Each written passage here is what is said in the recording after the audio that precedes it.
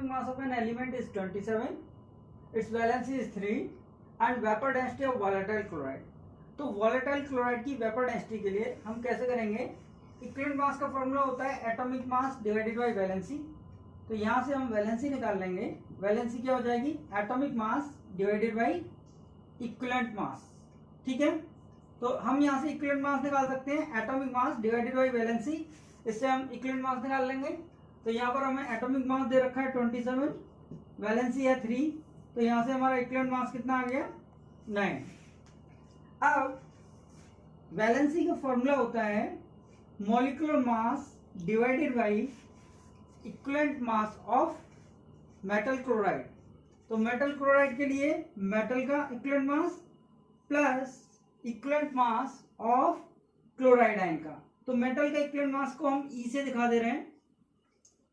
अब chloride ion का equivalent mass कितना होता है? 35.5। ये फिक्स होता है। ठीक है, हमसे क्वेश्चन में कह रहा है कि वेपर डेंसिटी बतानी है। तो वेपर डेंसिटी क्या होती है? तो मॉलिक्यूलर मास इक्वल टू होता है 2 इंटू वेपर डेंसिटी। ये रिलेशन होता है।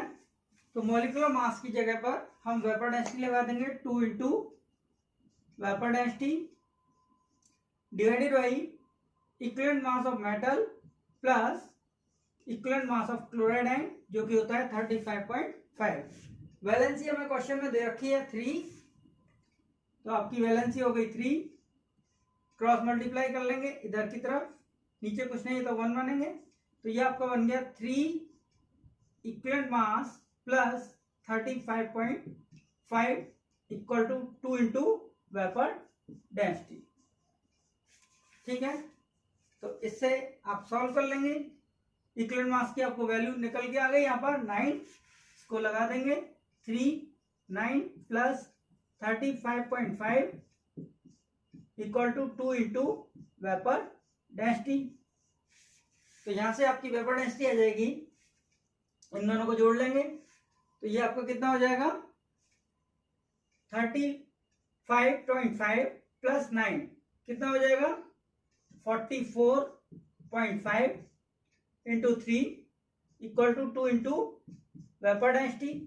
तो यहां से आपकी वेपर डेंसिटी आ जाएगी 3 इंटू 44.5 डिवाइडेड बाई 2, और इसको आप सॉल्व कर लेंगे तो आपका आंसर आ जाएगा।